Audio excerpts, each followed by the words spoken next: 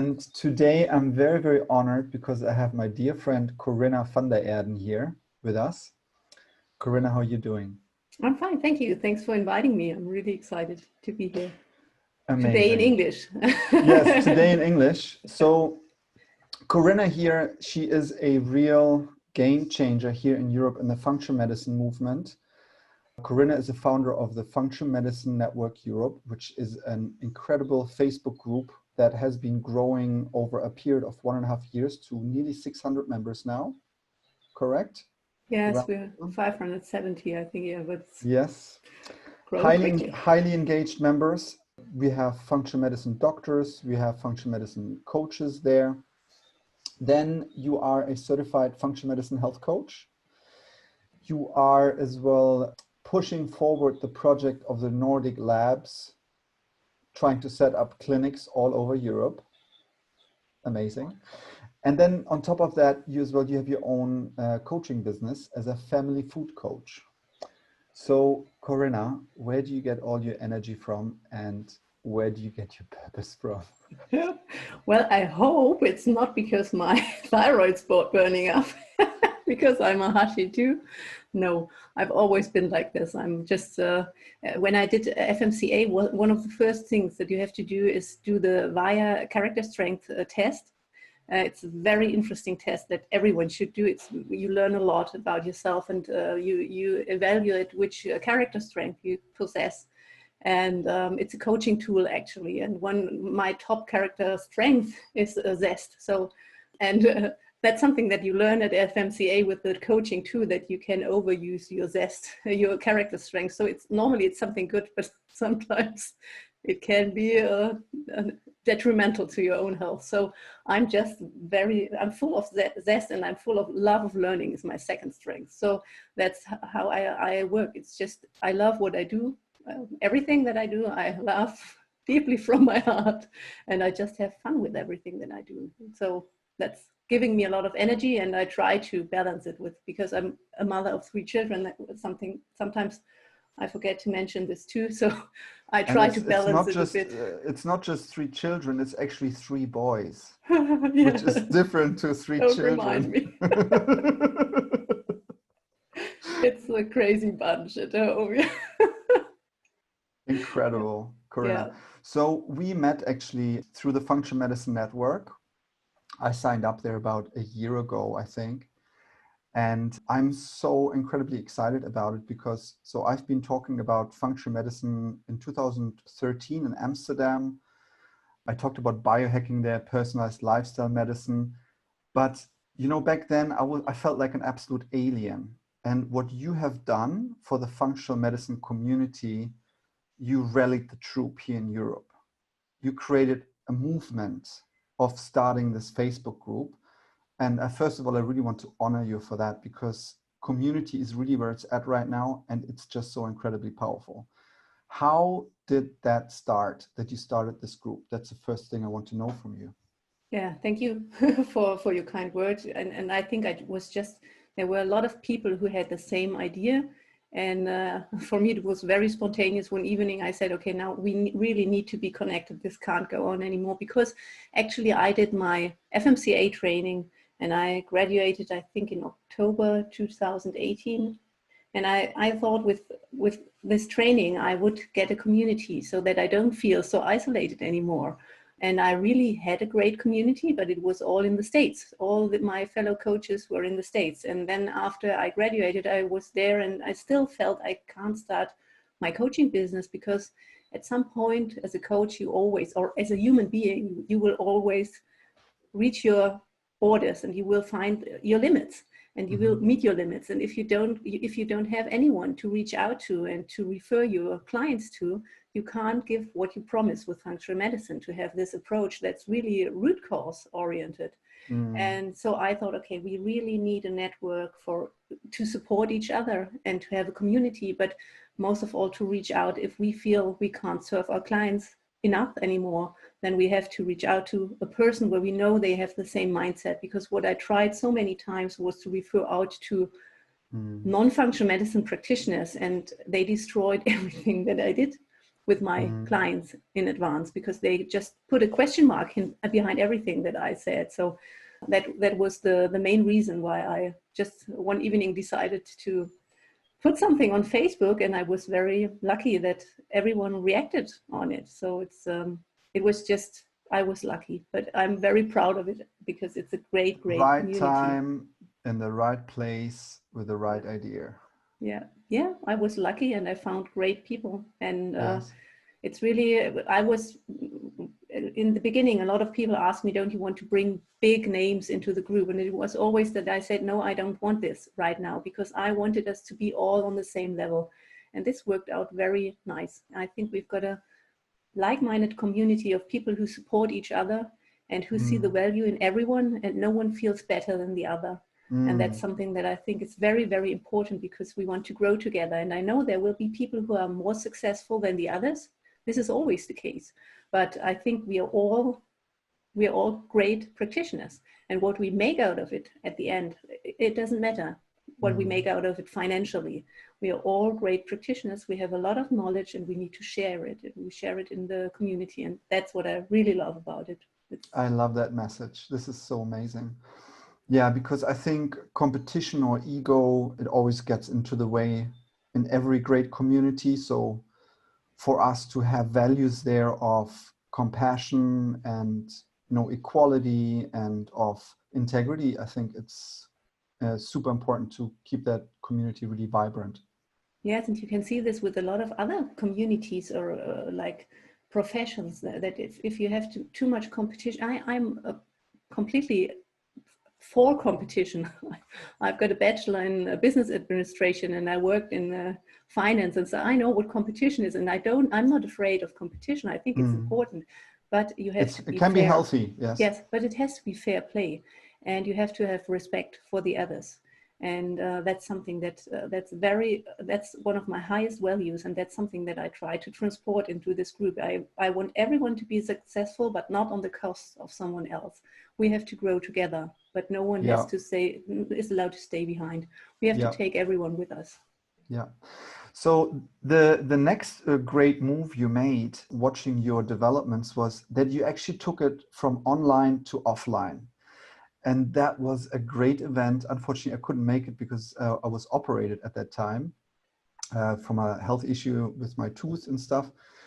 But you pulled together the crowd in Cologne, right? Yeah. And you had the first event bringing people together. Tell us about that.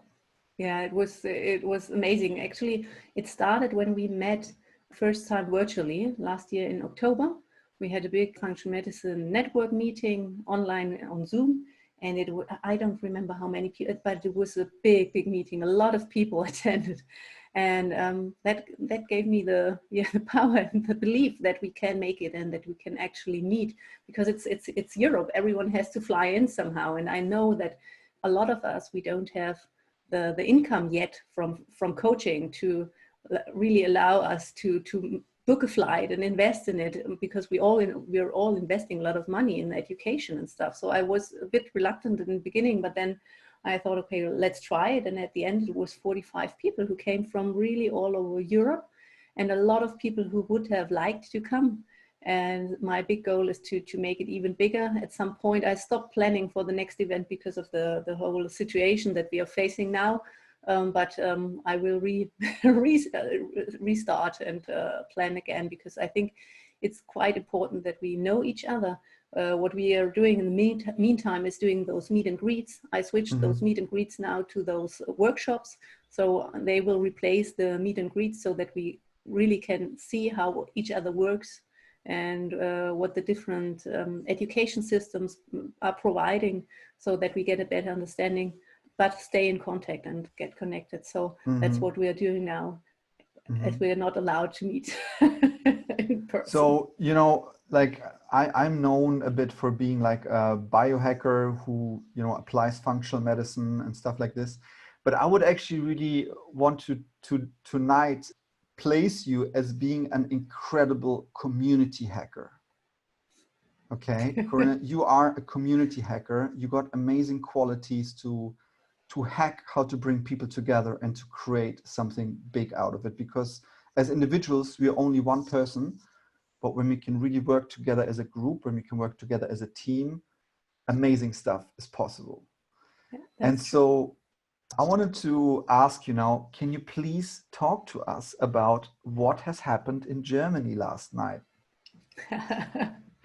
Yeah, another very spontaneous idea that actually came when I was, I went for a run 3 weeks ago, and I listened to your interview with Bastian about diabetes.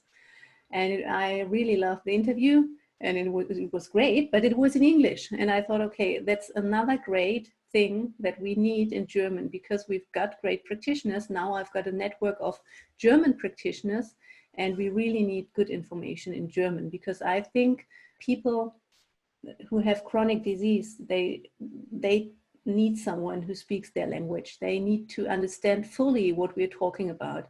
And I think the emotional side, for me, it's still easier to speak in German, and I like to listen to German things sometimes. So I thought we need German information. And so I spoke to you. I sent you a WhatsApp message, like because I was running, like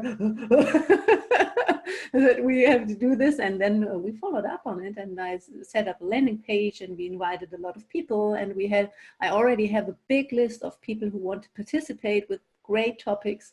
So it will be a monthly show in German for the German speaking audience, mostly about chronic disease. And we will take a look at it from the functional medicine perspective. And the idea is really to educate and inspire the people out there to take their health back in their own hands, and to inspire the medical community to maybe look and dig a bit deeper. I feel super honored that you actually asked me to be a co-host with you on that show. And what I wanted to say from our experience yesterday, I think there's so much benefit coming from this, because it solves two big problems. The first problem it solves is actually that patients get very, very accurate, very in-depth knowledge from experts. That's the first problem that is being solved.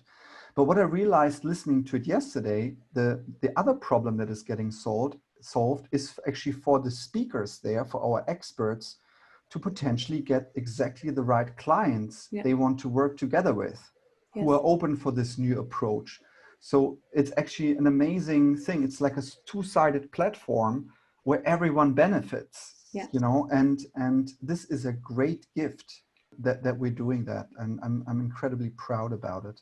Yes, and I think the whole community profits from it, because functional medicine is going to be better known. And because that's the thing, if someone asks me what I do, or that I have a big plate on my like in front of my house that's written functional medicine certified health coach, and I have a big window, and from my kitchen I'm standing there preparing good food, and I see when people walk by or drive by, and it's really, they stop with their cars and they read, and you can see, and like, what's she doing? What's that? They don't understand. And the thing is, as we have a long history of alternative medicine in Germany, but it's not always seen very positive. And so I think we really have to shine a light on functional medicine and show that this is science-based, and that we are doing the homework, and that we are continuously studying, and that it's a science, and it's not another tree-hugging Vollwertkost. just by organic and everything's fine approach. So I think it's really important what we are doing on many dimensions. Yeah. No, incredible. This has so much potential. I'm already having a lot of ideas what we can do with the content in the future. So super super exciting. You know, it's mind blowing. So Corinna, tell us, who were the mentors that deeply inspired your journey? I would love to hear a little bit about that from you.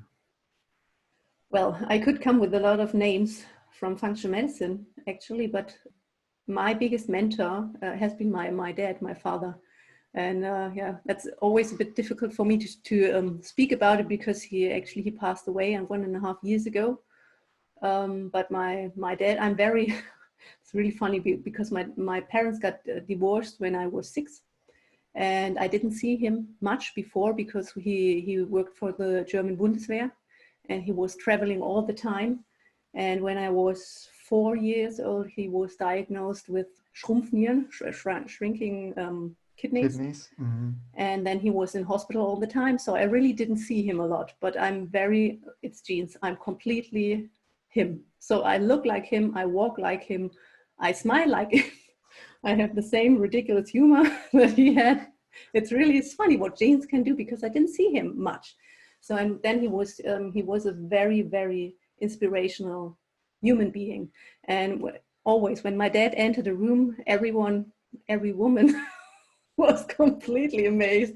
All my assistants, or everyone wanted to marry my dad. So, and he was very active, very sportive, very successful. Then he married my mom, they had us children, and then he was, with the Bundeswehr, he was put into a survivor training, and they went to Sicily and put those people into the ocean for 24 hours in wintertime.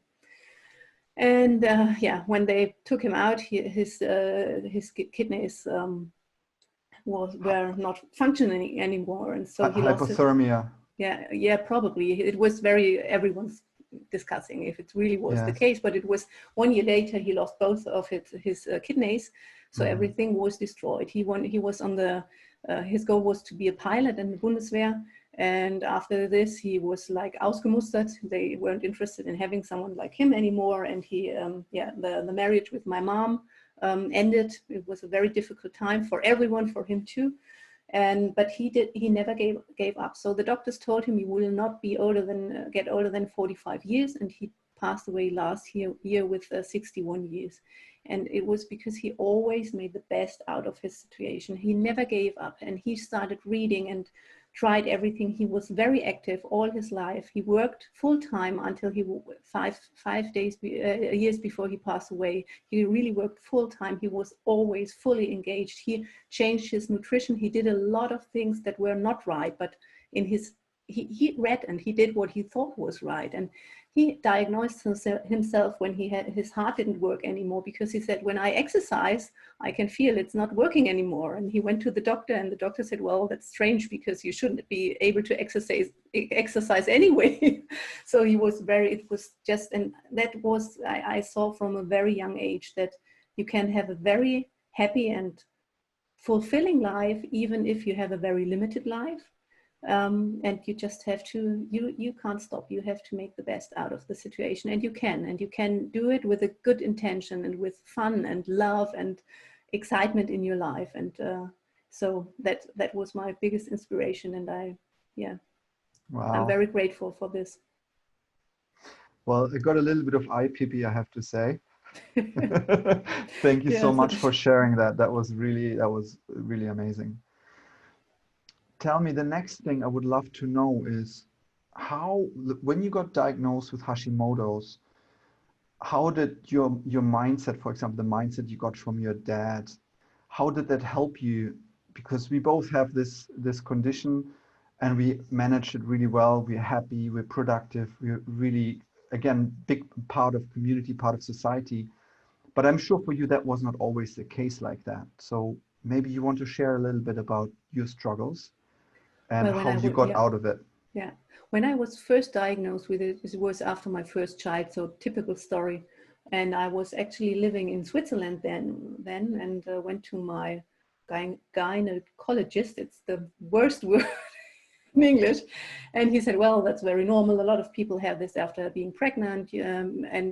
Because my problem was that I was losing so much weight, like very rapidly, and I ate and ate and ate all the time. And I thought, okay, maybe that's normal because I'm breastfeeding. And but at some point when I had 3 times I had big breakfast, lunch, dinner, and tons of chocolate in the evening, and I was still losing weight. And then I thought, well, that can't be right. As nice as it is, it can't be right. And he said, you need to take some thyroid medication and you will be fine. It was very easy and no problem at all. And I took the thyroid medication, and then I moved to Cologne, and the doctor I saw then, she said, well, we have to take a look at this because normally it is not only thyroid, it is autoimmune, and then it probably is Hashimoto's. And then I got the diagnosis, and as I'm a bit hypochondriac, my mom told me, you don't read anything about it, I will do it, and I will tell you if it's a problem or not. And I was very grateful, because I tend to be a bit of a hypochondriac actually. And then she said, well, it sounds like it might be a problem. But I just ignored it, because I was feeling well, and my doctor told me, you just have to take care, if you want to get pregnant again, that your values are in range. So I got pregnant again, and the moment I got pregnant with my second child, I felt very, very bad. So it changed from one day to the other. I was so tired, and I felt really like on the verge of vomiting all the time.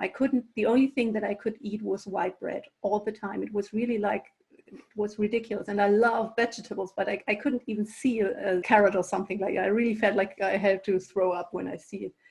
And I didn't have the power to change anything during this time. But when the baby was there, I started to reading about everything, and I changed a lot. It changed a lot in my diet, and I felt very good again. So my principle was always, I don't want to get pregnant if I don't feel fully in my strength again. So I did a lot of exercise. I was very strong. I felt so good. And I decided I want to have a third child, because I want to have a daughter. Worked out very well. And I was pregnant. The minute I thought about it, I was pregnant. And 10 weeks later, same situation. I felt like complete wreck. It was even more terrible. In the third pregnancy, I really felt like I really was hoping for the pregnancy to finish. And I felt so selfish, but I thought, I can't do this anymore. I had the two children, and I was really laying down on the floor beside them and said, come on, you play, and mommy has to rest. I have to sleep. And I was sleeping on the floor while they were playing around, and they were just 5 and 2, or 4 and 1 actually. So and how did they deal with that? Were they kind?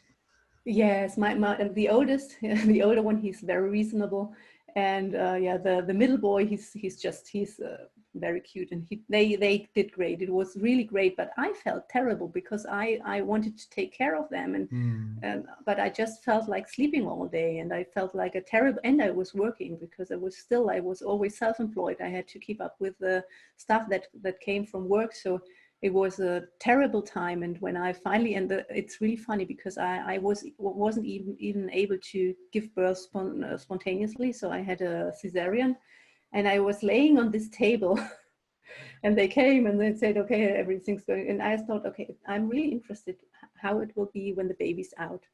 And the baby was out, and I felt perfectly fine again. So I got up, and everyone was amazed, because I read somewhere that you really have to get up and stretch the tissue immediately. And that's what I did. It was very painful, but I got up, I stretched carefully, and then I was able to walk upright. And no one believed that I had a cesarean. They were always asking me, you're the person with it, because they had to give me the injections. And I was running around and doing everything. I was fine. I was full of energy. And that was the turning point, that I said, okay, there has to be something completely wrong. And I have to dig deeper. I have to know what's going on. Yeah. How did you find out about functional medicine? I read a lot of things, and then I did, during my third pregnancy, I did a seminar which was called Food Coaching from the German Deutsche Trainerakademie. And that's funny, because Dirk Frese, the person who's leading it, he was very in the early stages of KPNI. He's involved with the leader there, Leo Preumbohm. So it's very KPNI oriented. And I learned a lot. It's a week seminar, and I was a food coach afterwards, and that laid the ground for functional medicine, because he brought in some very interesting aspects that I started digging deeper. And I read all the English books about Hashimoto's, and I read everything that you could read in that time. And so I found it, and then I started following Dr. Mark Hyman. This led me to FMCA. So I did FMCA. Then I did SAFM, and that's So you're doing your second coaching education now for functional medicine coaching. Yes, whereas the first is really about coaching. FMCA is really a functional medicine coaching education, and Mhm. SAFM is more about functional medicine knowledge. So it's practical functional medicine knowledge, because that's what I realized when I finished FMCA. FMCA is based on the model that you as a coach work with a functional medicine doctor who explains what you have to do, and you follow up with the patient and the client and support them to change what the doctor suggests. But for this model, you need a doctor who knows about functional medicine and suggests the right things. And as at this moment, I didn't know them. Now I'm working with doctors who really are functional medicine oriented. But I felt that I really need the deeper knowledge, and that's something that's provided by SAFM. So that's I'm very grateful for both educations, because I wouldn't be the good coach that I am now without FMCA, but I couldn't work with that without the knowledge from SAFM. Great, really great explanation. I learned a lot through that. This is fantastic. So Corinna, next question for you. Where do you see the functional medicine network go in the future? Well, that's difficult because it's developing so quickly, but I think we will grow, and there will be great initiatives throughout whole Europe. So I really hope that people are picking up on the idea with the show and doing this in their countries, because I think that will work out very fine for the other countries too. And I had something that I can talk about now, because it's not going to happen, which is very sad. But I had a contact last year, no, it was this year, about a big venture capital event that was supposed to take place in October. And I contacted them, explained about functional medicine, and I thought the idea was to maybe have a little opportunity to speak at some point, and they took up like crazy on it, and they wanted to have us a whole area about functional medicine, and wanted us to be there as speakers, and on every day we should be present. And it was really, I was completely overwhelmed, because it wasn't what I expected. But I know that people are open to this concept now, and I think we will see a lot of growth. But we need to do this together, because the thing is, if I should have done this big event on my own, I couldn't. Even if they wanted me to deliver, I wouldn't be able to do this on my own. So we really need this network to do those big things together. And then I think we will see some amazing growth in the near future. Yeah, I mean, I saw a post from Dr. Jeffrey Bland on Twitter. So I'm a digital native, as you know.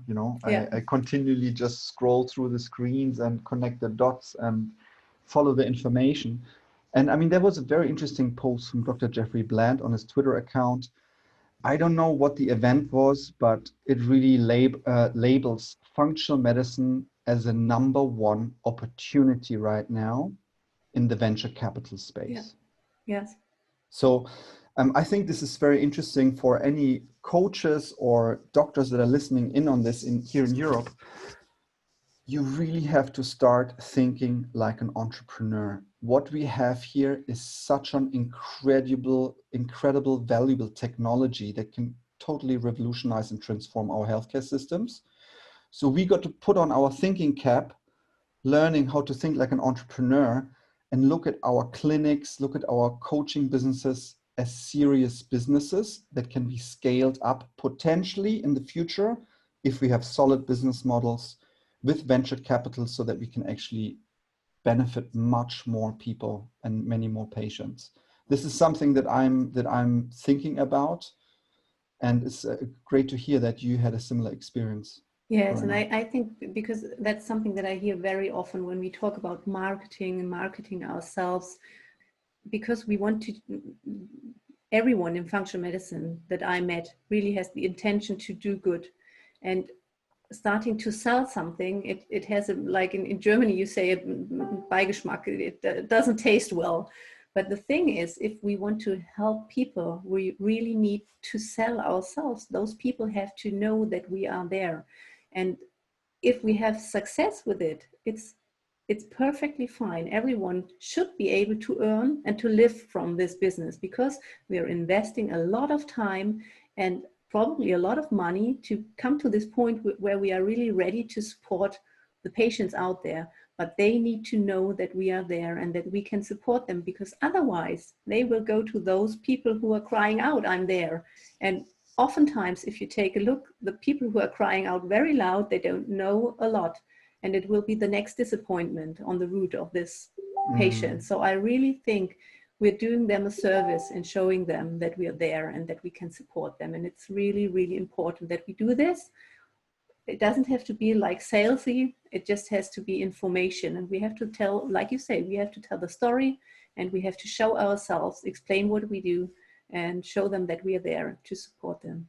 Yeah, I agree with you. This is such a great message. And I think there's a real benefit, I think, for a lot of us in this movement who really committed to it from the heart. There's always this underlying story of our own hero's journey of coming out of, sickness or chronic disease and ill health back to health. And kind of, I would say that trial of fire really gives you a lot of humility. It gives you real care because you've been there. Yes. And so there's a very good humanistic foundation that has been built through that trial and tribulation. And then when on top of that, we then build like an entrepreneurial mindset that is really out to provide value for society, then this becomes incredibly powerful. Yeah. Yes. And I think that's exactly how we have to go forward. And that has to be the mindset. We don't have to be ashamed to earn money from what we're doing, because we're doing it with a lot of passion, but we have to invest a lot to come to this point to being able to do it. So it has to be paid for. It has to be paid for well, because otherwise you can't keep it up. And no one's supported if at some point we have to decide we will do something else because we can't afford coaching anymore or being a functional medicine practitioner anymore. So there has to be a good balance. And I think at some point it will be there, but there has to be some more groundwork probably. And that's what we're doing now in Germany and what's happening in other countries, that people get to know functional medicine and what it is. And it's not easy, but I think we're on a great way. We're on a good way now.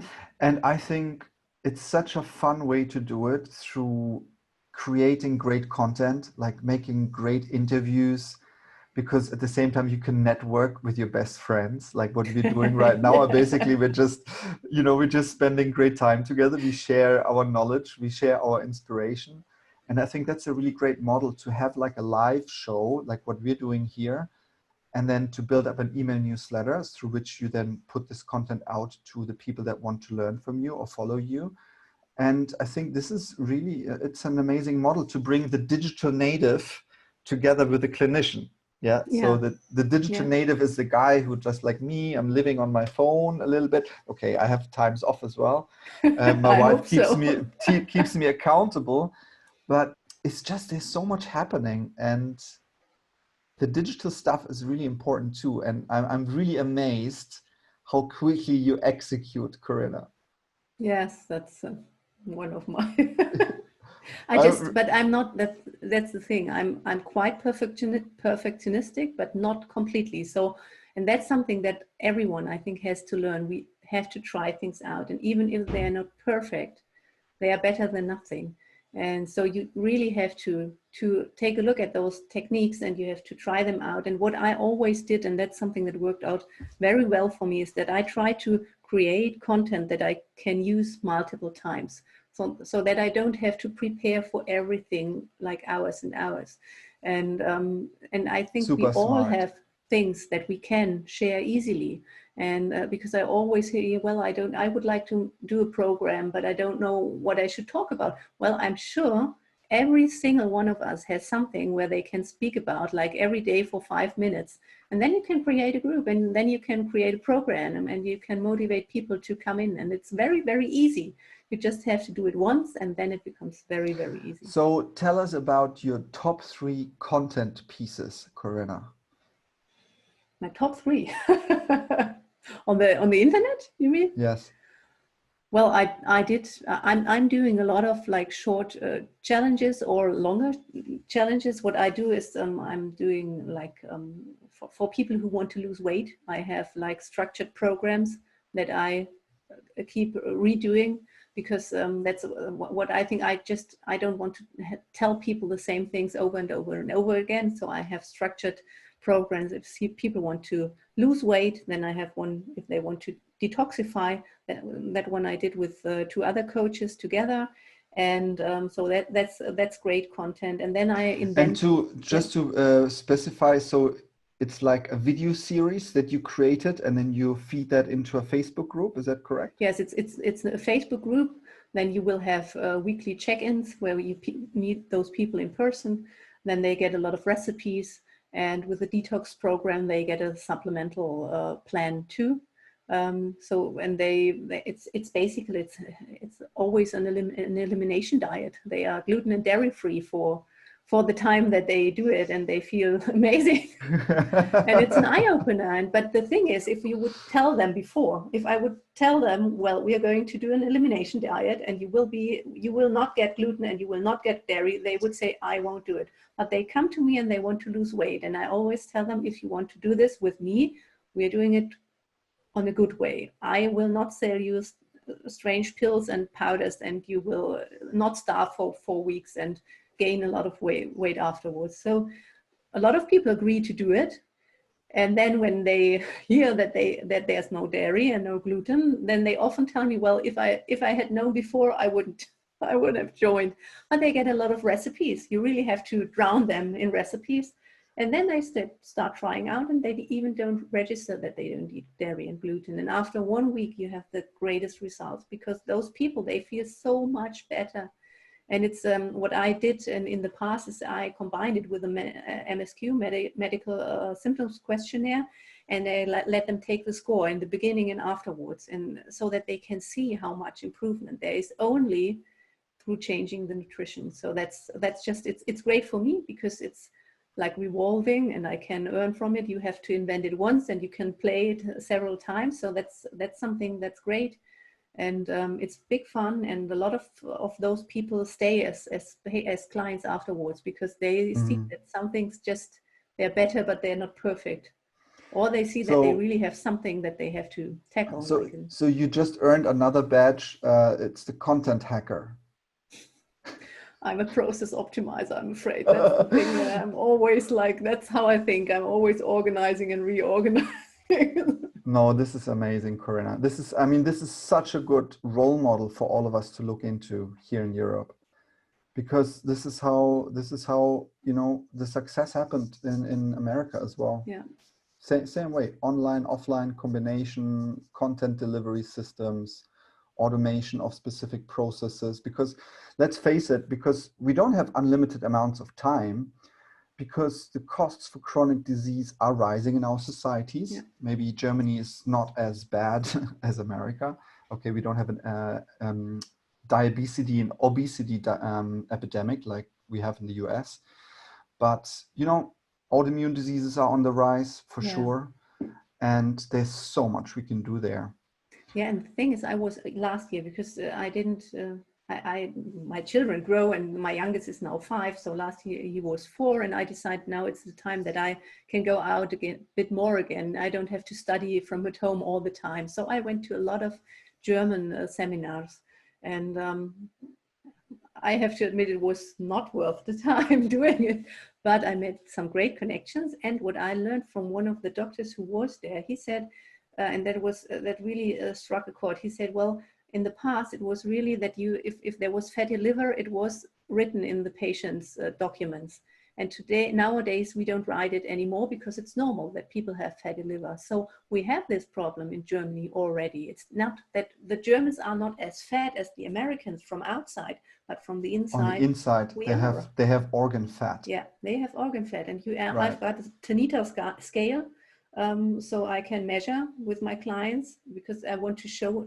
I don't do this so often anymore, because most of my clients are not in my area anymore, but with the people that I can see, I measure them and I show them how much organ fat they have. So this show is called the Hacking Health Live Show. So at least I have to get one hack out of you. And because you mentioned fatty liver, I want to get your hack for fatty liver. What do we do? Well, I think you should speak to Bastian. He will have a lot of great input. But the thing is with fatty liver is it's a lifestyle problem. And we are educated as from very small on to have a lot of small meals and eat constantly. And best of all, eat 5 portions of fruit every day. And that's something that we hear all the time. You have to start with breakfast and you have to eat fruit and 5 small meals. And that's the thing. If you have 5 small meals, you have a lot of insulin and blood sugar instability.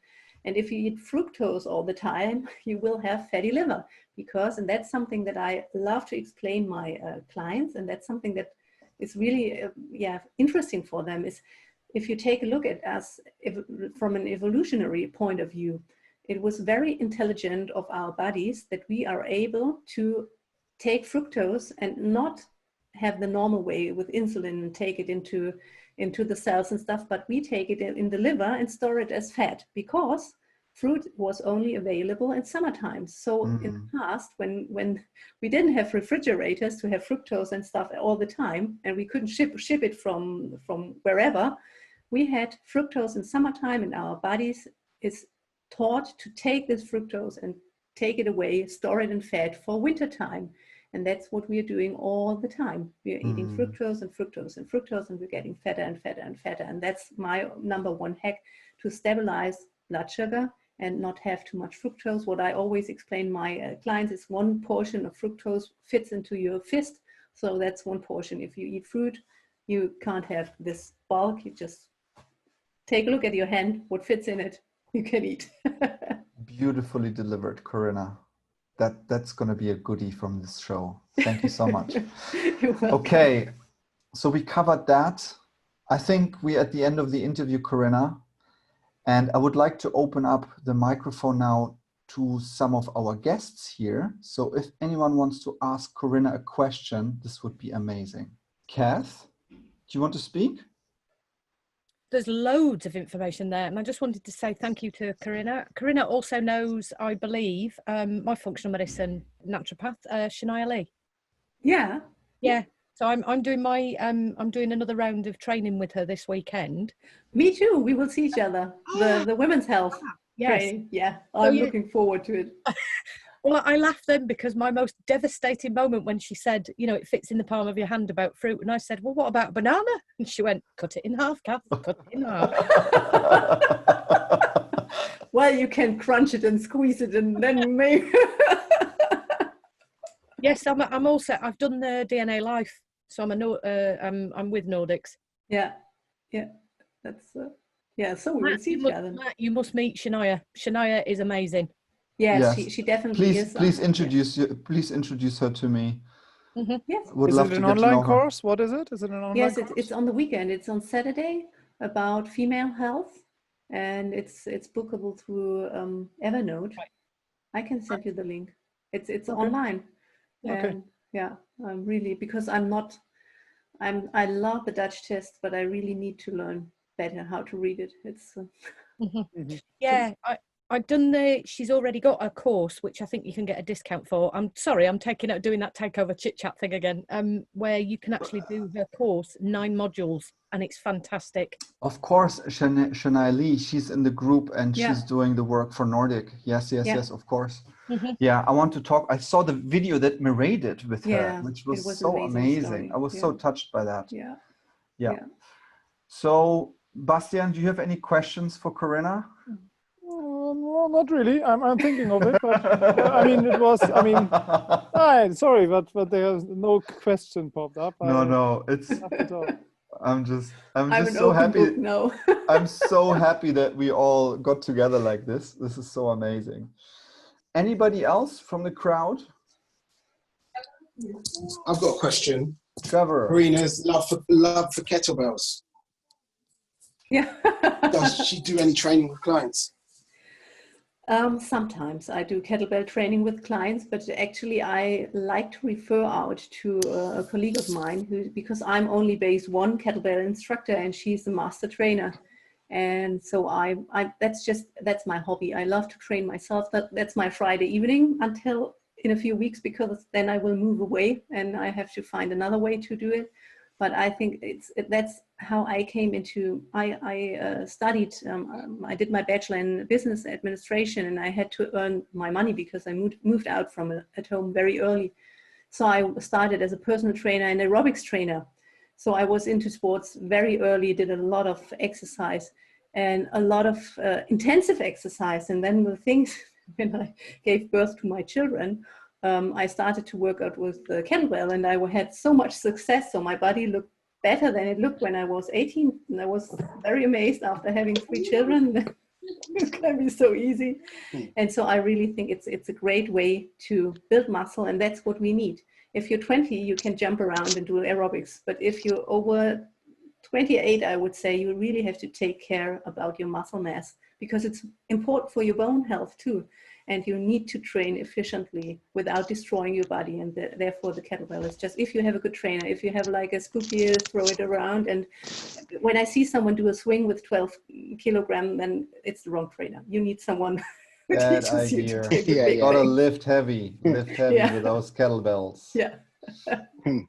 So no, And, there's a question. Why is a swing with 12 kilos a problem? Tell me.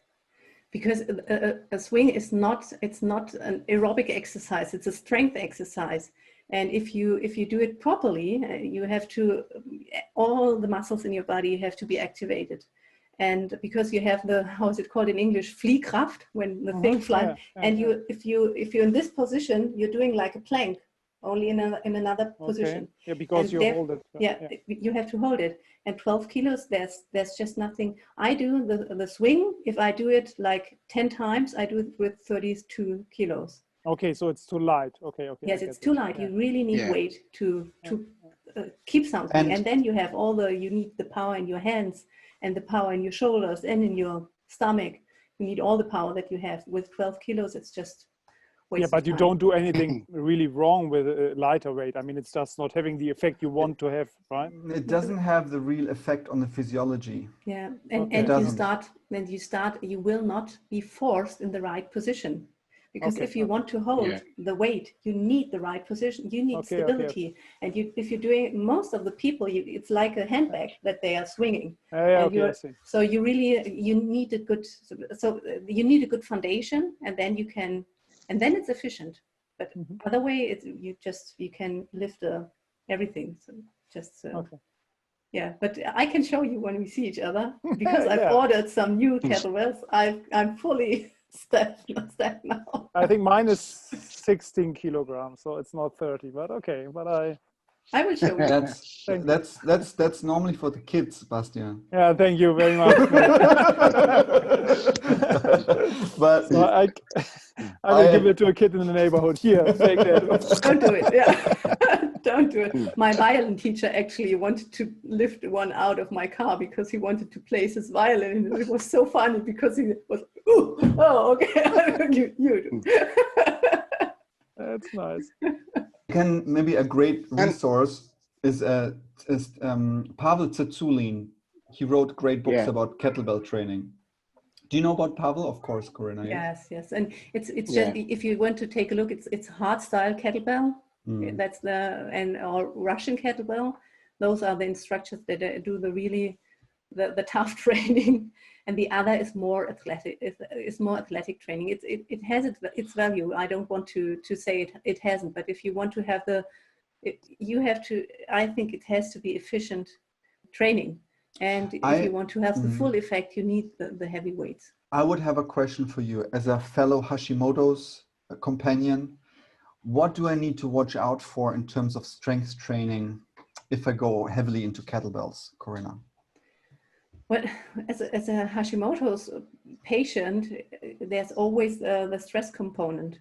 So I think we always have to take care that exercise is not too stressful for the body, and there always has to be a balance.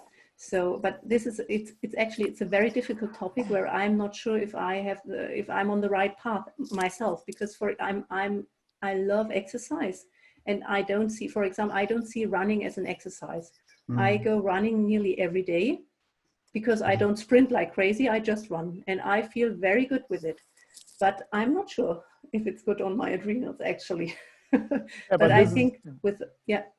sorry, That's it. go on. Yeah. But I think with strength training, you really have to be careful if you feel better with it and how your body reacts. Because if you see that you do strength training and your body doesn't react, it doesn't build muscle, then it's too heavy. Then it's not the right thing. If you see that your body reacts and it's building muscle and you're feeling good, then I think it's okay. Yep, got it.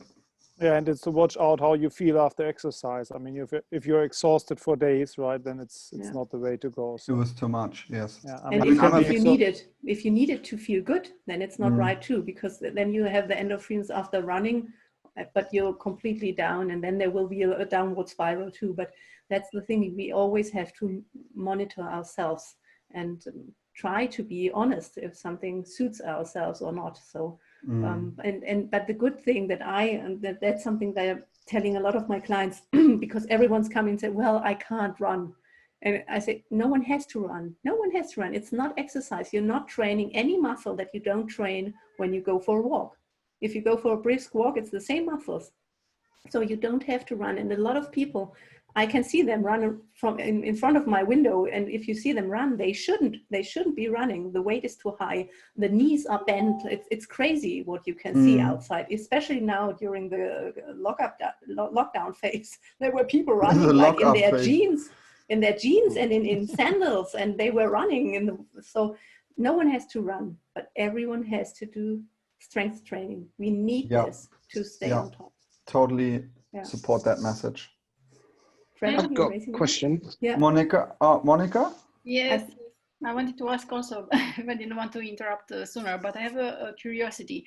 What would be the difference, or why do you like better kettlebells rather than the regular weightlifting with a bar and the weights on the sides?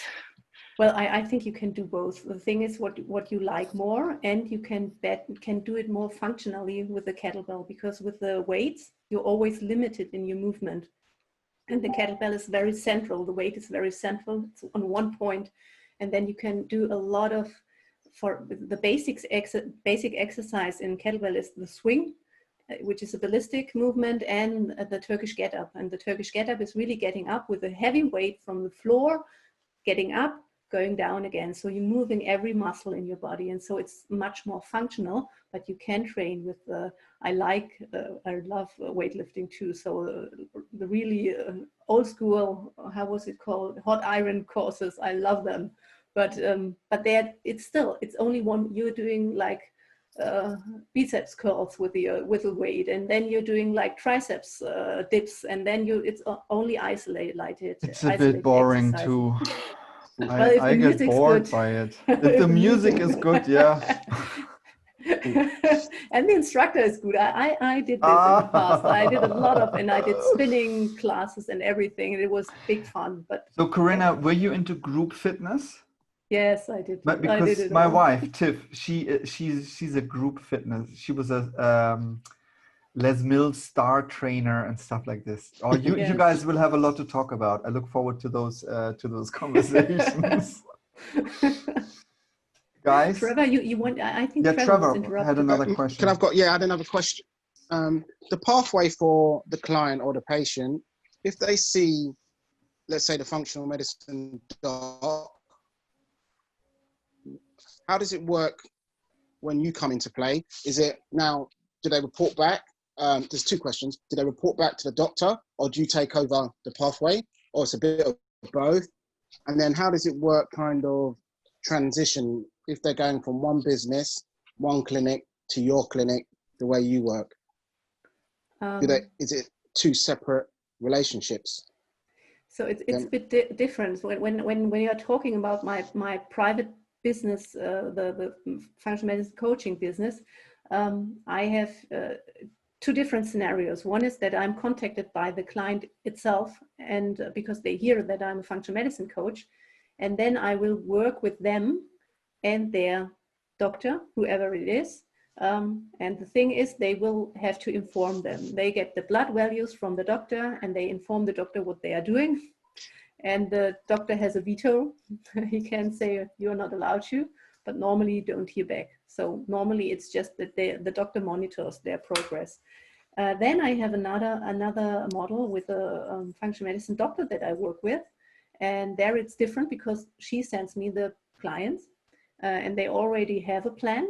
She already has covered some of the aspects. And then I go into deeper work with them. And what I do then is that what I always do after a meeting, I write a very long write-up, what we did and what we discussed and what we decided. And it goes to the practitioner and the patient, so that she sees what's happening with the patient, and she always can interfere and say, well, that's not what I think is appropriate. But it never happened until now. But it's, for me, like legally, it's not so much weight on my shoulders, because through SAFM, I have a lot of detailed knowledge about what you can do with the client. And sometimes it feels very heavy on your shoulders if you suggest something to someone who really doesn't feel well, because it's a gray zone that we're operating in. And I feel like the situation with the doctor makes it a lot easier for me to really go deeper with the clients. Thank you. You're welcome.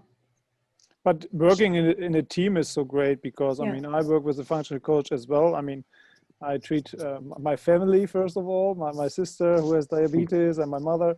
And then, and it happened that she came back to me and said, I mean, all the symptoms, this looks like thyroid. And I said, well, yes, it does. So let's check the thyroid again, right? So, and it's both ways. I mean, this is how I think it should be, because I mean, it's often, I mean, 4 eyes see more than 2, and it's really, it can be really helpful to have more people on the same patient, right, and to interact. And so when I work with, as far as I do it with a coach, it's not like I tell her what to do, but I say, okay, this is the overall problem. I mean, diet, right? So I tell them what to eat, but they can't do it. So please help me out there and give them more opportunities and plans and insights and all this.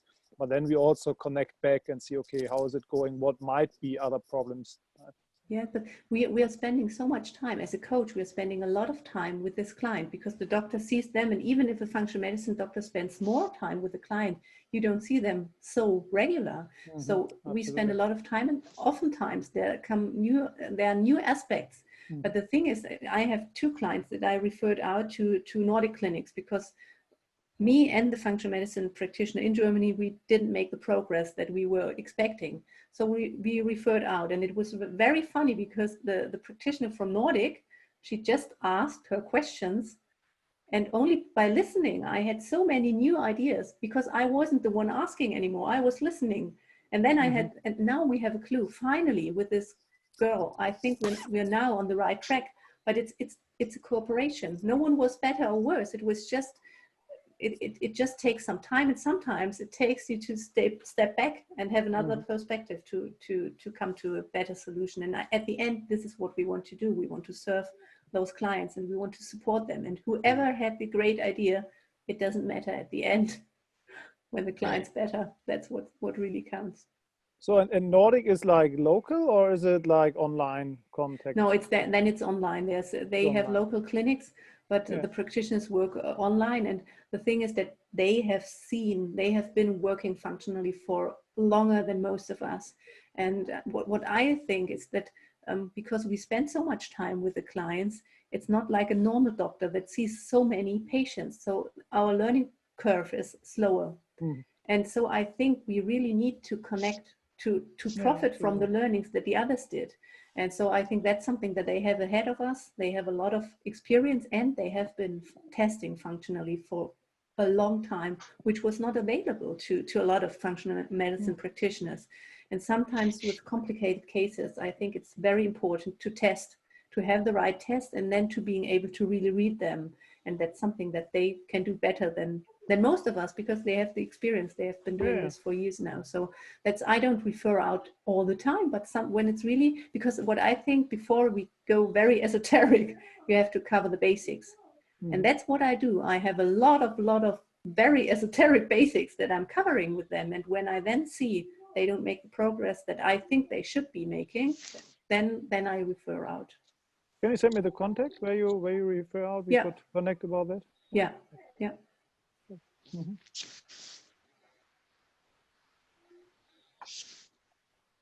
Can I just reflect that? Like, don't you think this is fantastic that, like, Bastian, you're asking to be connected, and it's amazing, isn't it? Yes, I love what we are doing. It's just, it's such an, sometimes I really feel, because now I'm hiding in the basement because I'm afraid the children will pop in, but it's sometimes I really feel there's some really like a light connecting us all, and we're really growing together, and there's It's magic, guys. It's amazing magic. happening in Europe, and we're in the middle of it, and we're a good movement. We're not driven by money or success. We're driven by a good cause, and I think we're changing something here. It's just For the people, by the people. exactly from my basement to your basement. I have to say it's really great, because I don't see anyone who have the same interests. You know, You should change career. Yeah, Honestly. I love it. I really love it. Michaela, I just wanted to welcome you. I just realized you are a super nerd, as we all are as well. So now you are connected to a great bunch of people, and just reach out and just, you know, send me an email. We chat on Zoom, write to Corinna, write to Bastian, Cass, Trevor, Solvik, Monica, whoever. I mean, we're your types of people, you know? Yes, or reach out in the group. If it's a very active group, if you just put something on Facebook, you will have a lot of answers and a lot of inspiration. I actually put the link to the Facebook group at the very top of the chat. Michaela, Yes, I see it. Yes. It's a Facebook group of Functional Medicine Europe. Yeah. Yes. Yes. Okay. Ich bin Mitglied, participant. Yeah, you're already a member. You're a member. Yeah. Yeah, Yes. member, right? Yeah. You're an esteemed, honored member. Yeah. Daniela, I'm so happy that you're here. Yes, I'm sorry that I joined just the last 15 minutes. I couldn't join earlier, but I will have to look to the replay, because I think it's very interesting. And what I would like to see, Corinna, you should video yourself when you when you take your weights up. This would be very funny. You're exercising. I can do this tomorrow evening. I hope we are doing some nice things. Does it go in the group, Corinna? The video of me exercising? Oh, I'm not sure. I think this could be a nice challenge also for all of us. Oh yeah, that's a great idea, actually. I will do some of my yoga qigong moves, you know. I will paint a 30 on my 16 kilograms, and then I will. Well, if you lift it, it's okay. If you just do a lift, 16. Yeah, I'm at 30 kilograms, right? So, you know, oh my God, guys. People are nominating one to another. So yeah, you make 30 and you nominate another one. But what you really could all have a look into, because I'm an original strength trainer, actually.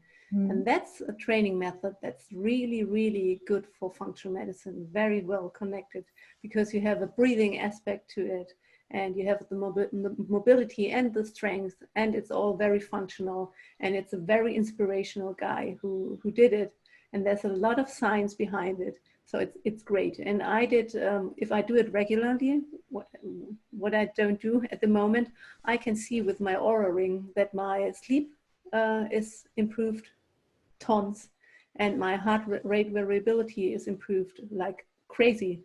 So it's a great method, and you can do it with everyone. So even people who are limited in movement, who are only able to sit in a chair, can do those exercises. And you can do that, you can scale it up to the high professional athlete. It's a great way of exercising. So, and you don't need weights for it. I think, Corinna, we need to do another show about this topic. Exercise. I can already see it's something that you got a lot of great information on. Yeah, yes, that's what I've been doing for quite a while, because the studio that I founded, we were focused on Rückbildung. How do you call it in English? So after birth, what you have to do as a woman? Post-birth recovery, or probably, yeah, something like so. This kind of training. So I've got quite some experience with this topic. And it's very, very interesting. And if you know how this works, you understand much better how the whole body works and why those yoga and Pilates things are so efficient. So it's yeah, very interesting area too. Guys, it has been such a pleasure. But I think Tiff is already waiting for me. That's your wife? Yes, it's my. Okay. she's my muse, my wife, my drill instructor, my lover. Nice to her. So, if you guys want to stay on, do you want to stay on? Because then I just zoom out. I think my 3 drill masters are waiting too, so I will. Yeah, I think it's okay. It's okay. So it was super great, super nice to get to know you from Norway. Thank you so much for tuning in, Monica, Michaela. Anytime, Michaela, you're in Munich, I send you my phone number. You come by. I cook you something to eat. Okay, thank you. Without gluten and milk, right? No gluten, So no milk. it's about 40 minutes, and exactly. it's Okay. no So, problem. do I have your email address? Yes. Otherwise, you wouldn't be on the call here. So I will Yes, send you bear with my. me. Yes, I send you my email address and then my phone number, and we can connect. Okay. Guys, it has been such a pleasure. I finished the recording now.